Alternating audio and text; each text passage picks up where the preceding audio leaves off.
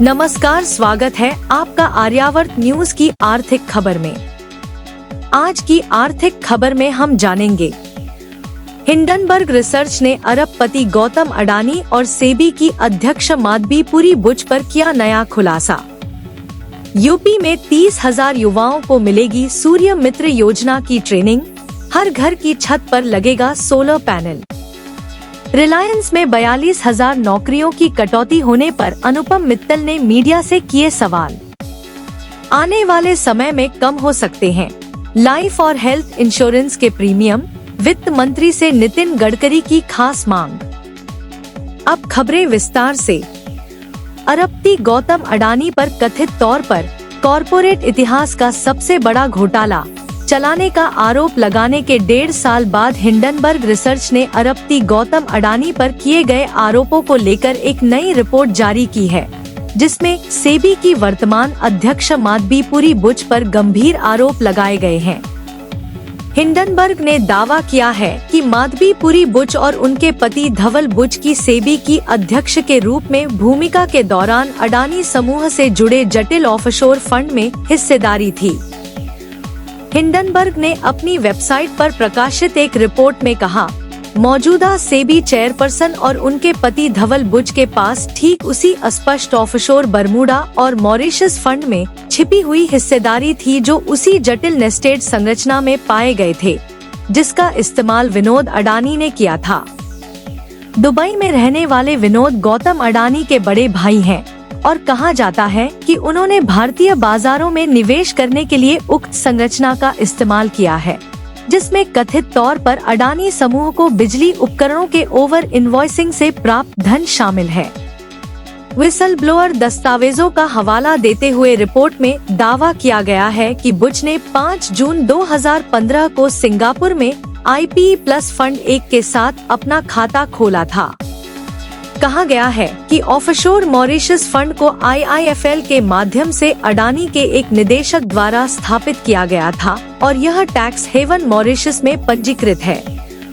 Report के अनुसार अडानी समूह ने इस संरचना का उपयोग भारतीय बाजारों में निवेश करने के लिए किया था, जिसमें कथित तौर पर अडानी समूह की कंपनियों के बिजली उपकरणों की ओवर इनवॉइसिंग से प्राप्त धन शामिल था। हिंडनबर्ग ने आरोप लगाया कि इस फंड के संस्थापक और मुख्य निवेश अधिकारी अनिल आहूजा थे, जो अडानी एंटरप्राइजेज के निदेशक भी थे। इससे यह संदेह पैदा होता है कि अडानी समूह के वित्तीय मामलों में सेबी की मौजूदा अध्यक्ष की संभावित संलिप्तता हो सकती है। रिपोर्ट में दावा किया गया है कि सेबी अध्यक्ष की ऑफशोर निवेश संरचनाओं में हिस्सेदारी से अडानी ग्रुप के खिलाफ गंभीर नियामक हस्तक्षेप की कमी की व्याख्या की जा सकती है। हिंडनबर्ग ने यह भी बताया कि अडानी समूह के संदिग्ध अपतटीय शेयरधारकों के खिलाफ सेबी द्वारा कोई ठोस कार्रवाई नहीं की गई है, जिससे सेबी की निष्पक्षता पर प्रश्न चिन्ह लगते हैं। इसके अतिरिक्त हिंडनबर्ग ने बताया कि सेबी अध्यक्ष माधवी पुरी बुच और उनके पति की कंपनियों ने भी अपतटीय फंड संरचनाओं में हिस्सेदारी दिखाई है। रिपोर्ट के अनुसार अगोरा एडवाइजरी नामक एडवाइजरी कंपनी में माधवी पुरी बुच की 99% हिस्सेदारी है, जिसमें उनके पति निदेशक हैं। इस एडवाइजरी व्यवसाय ने 2022 में $261,000 का राजस्व प्राप्त किया, जो कि पुरी बुच के सेबी में घोषित आय का 4.4 गुना है। रिपोर्ट ने यह भी आरोप लगाया कि धवल बुच के ब्लैकस्टोन में वरिष्ठ सलाहकार के रूप में कार्यकाल के दौरान सेबी ने ब्लैकस्टोन द्वारा समर्थित 2 REIT के IPO को मंजूरी दी थी। इस दौरान सेबी ने प्रमुख REIT विनियमन परिवर्तनों का प्रस्ताव, अनुमोदन और सुविधा प्रदान की थी, जो निजी इक्विटी फर्मों के लिए फायदेमंद साबित हो सकती है। हिंडनबर्ग ने यह भी दावा किया कि ब्लैकस्टोन के सलाहकार के रूप में धवल बुच के कार्यकाल के दौरान सेबी ने REITs को भविष्य के लिए अपने पसंदीदा उत्पाद के रूप में प्रस्तुत किया, बिना यह उल्लेख किए कि ब्लैकस्टोन को इस परिसंपत्ति वर्ग से लाभ हो सकता है। रिपोर्ट में कहा गया है कि ये आरोप सेबी के खिलाफ विश्वसनीयता की कमी को दर्शाते हैं और इसे निष्पक्ष मध्यस्थ के रूप में देखने में मुश्किल पैदा करते हैं। हिंडनबर्ग ने इस रिपोर्ट से प्राप्त आय को स्वतंत्र अभिव्यक्ति के समर्थन में दान करने की बात की है। अब खबर उत्तर प्रदेश से। उत्तर प्रदेश सरकार अपने राज्य के हर घर की छत पर सोलर पैनल लगाने के अपने लक्ष्य को प्राप्त करने के लिए 30,000 युवाओं को सूर्य मित्र के रूप में ट्रेन करने की योजना बना रही है। पिछले साल फरवरी में पीएम सूर्य घर योजना के लॉन्च होने के बाद योगी आदित्यनाथ के नेतृत्व वाली उत्तर प्रदेश सरकार ने राज्य में 25 लाख से अधिक सोलर पैनल लगाए हैं। इस योजना का उद्देश्य देश भर में 1 करोड़ सोलर रूफटॉप लगाना है। उत्तर प्रदेश नवीन एवं नवीकरणीय ऊर्जा विकास एजेंसी उपनेदा के एक वरिष्ठ अधिकारी ने पीटीआई को बताया कि उत्तर प्रदेश के हर घर में सोलर पैनल लगाने के लक्ष्य को प्राप्त करने के लिए सौर ऊर्जा क्षेत्र में कुशल श्रमिकों की काफी आवश्यकता होगी। अधिकारी ने यह भी बताया कि इसके लिए राज्य एजेंसी ने जिला केंद्रों और औद्योगिक प्रशिक्षण संस्थानों ITIS में 30,000 सूर्य मित्रों को ट्रेन करने का लक्ष्य रखा है। इस कुशल जनशक्ति को विकसित करने के लिए राष्ट्रीय सौर ऊर्जा मिशन ने एक योजना की आउटलाइन तैयार की है। उपनेदा के अधिकारी ने बताया कि उत्तर प्रदेश में 3,000 से अधिक युवाओं ने सौर परियोजनाओं के लिए ट्रेनिंग कोर्सेज पूरे किए हैं और कहा कि यह प्रशिक्षण प्रधानमंत्री नरेंद्र मोदी के राज्य के हर घर में सौर पैनल लगाने के सपने को तेजी से हासिल करने के लिए एक ठोस प्रयास है। सूर्य मित्र कार्यक्रम के लिए मिलेगी ट्रेनिंग।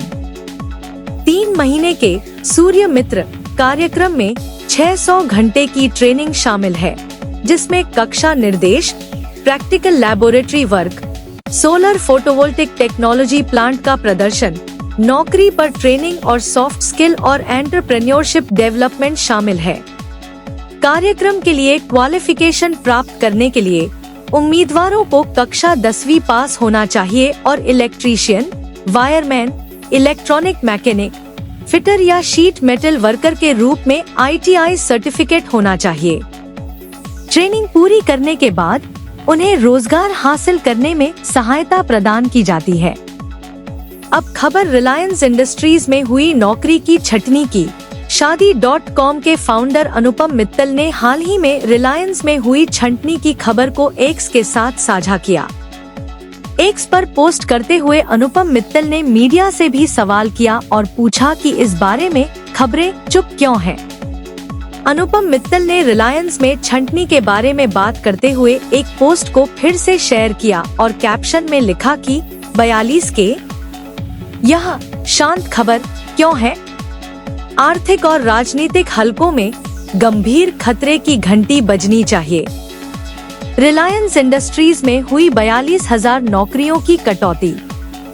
इकोनॉमिक टाइम्स की एक रिपोर्ट के अनुसार रिलायंस इंडस्ट्रीज लिमिटेड ने पिछले साल की तुलना में 2023 से 24 वित्तीय वर्ष के दौरान 42,000 नौकरियों में कटौती की है या 11% की कटौती की है। यह कॉस्ट एफिशिएंसी ड्राइव का सुझाव देता है। रिपोर्ट में कहा गया है कि यह कमी विशेष रूप से इसके रिटेल सेक्शन में ध्यान देने योग्य है। 2023 से 24 में रिलायंस इंडस्ट्रीज के कुल कर्मचारी 3,47,000 थे और 2022 से 2023 में 3,89,000 कर्मचारी थे। कंपनी की वार्षिक रिपोर्ट में कहा गया है कि 1,70,000 कम नई भर्तियां हुई, जो 1/3 से अधिक की कमी है। इस रिपोर्ट में एक लीडिंग ब्रोकरेज के विश्लेषक के हवाले से कहा गया है कि रिलायंस में कारोबार की नई लाइनें अब मैच्योर हो गई हैं और उन्हें डिजिटल पहलों से महत्वपूर्ण समर्थन मिला है। अब वे संचालन को बेहतर ढंग से प्रबंधित करने के लिए एक मंच हैं। इसका मतलब यह नहीं है कि जब नए व्यावसायिक अवसर सामने आएंगे और रणनीति में बदलाव होगा तो कर्मचारियों की संख्या में वृद्धि नहीं होगी। वे अच्छी तरह समझते हैं कि कॉस्ट मैनेजमेंट और एफिशिएंसी को कैसे बढ़ाया जाए। 2023 से 24 में रिलायंस के रिटेल डिवीजन में 2,07,000 लोग कार्यरत थे, जो पिछले साल 2,45,000 से अधिक था। यह कंपनी के कर्मचारियों का 60% था। हालांकि रिलायंस रिटेल ने 2023 से 2024 में 3,300 नए स्थान जोड़े, जिससे इसके स्टोर की कुल संख्या 18,040 हो गई। जियो ने देखा कि 2023 से 24 में इसके कर्मचारियों की संख्या घटकर 90,000 रह गई, जबकि पिछले वर्ष यह 95,000 थी। अब खबर इंश्योरेंस सेक्टर की। आने वाले समय में लाइफ और हेल्थ इंश्योरेंस के प्रीमियम से लोगों को राहत मिल सकती है। हाल ही में सड़क परिवहन एवं राजमार्ग मंत्री नितिन गडकरी ने वित्त मंत्री निर्मला सीतारमण को पत्र लिखा। ये पत्र इंश्योरेंस पॉलिसी के प्रीमियम पर वसूले जा रहे जीएसटी को खत्म करने की मांग के लिए लिखा गया है। लाखों लोगों को मिलेगी राहत। नितिन गडकरी के पत्र में लिखी मांगे यदि वित्त मंत्री निर्मला सीतारमण द्वारा मान ली जाती है तो इससे लाखों लोगों को काफी राहत मिलेगी। यदि बीमा प्रीमियम पर लेने वाले जीएसटी को खत्म कर दिया जाता है तो इससे बीमा की प्रीमियम कम हो जाएगी। अपने पत्र में नितिन गडकरी ने लिखा कि नागपुर मंडल जीवन बीमा निगम कर्मचारी संघ के द्वारा यह मुद्दा उठाया गया है, जिसके बारे में पत्र में गडकरी ने लिखा कि यह मुद्दा बीमा प्रीमियम पर जीएसटी को वापस लेने की मांग को लेकर लिखा गया है। आइए जानते हैं कितना लगता है जीएसटी। अभी हेल्थ इंश्योरेंस और लाइफ इंश्योरेंस पर 18% की दर से जीएसटी वसूला जाता है, जिसके बारे में पत्र में नितिन गडकरी ने लिखा कि ये कर जीवन की अनिश्चितताओं पर टैक्स वसूलने जैसा है। इसके बारे में संघ का कहना है कि यदि कोई व्यक्ति अपने परिवार को जीवन की अनिश्चितताओं के रिस्क को कवर करने के लिए बीमा खरीदता है तो उस पर टैक्स नहीं लगाया जाना चाहिए, क्योंकि इस पर वसूले जा रहे जीएसटी के कारण कई लोग अभी भी बीमा पॉलिसी नहीं खरीद पा रहे हैं। नितिन गडकरी का कहना है कि लाइफ और स्वास्थ्य बीमा पॉलिसी की प्रीमियम को कर मुक्त रखा जाना चाहिए, ताकि ज्यादा से ज्यादा इनका लाभ लेकर अपने परिवार को जोखिमों से लड़ने के लिए कवर प्रदान कर सके। इसके साथ ही उन्होंने कहा कि आज के समय में सभी के पास बीमा होना चाहिए, ताकि किसी भी अनिश्चितता की स्थिति में उनके परिवार को आर्थिक सुरक्षा मिल सके। इस खबर में आज इतना ही। इसी प्रकार की ताज़ा खबरें जानने के लिए हमारे चैनल को लाइक और सब्सक्राइब करना न भूलें। धन्यवाद।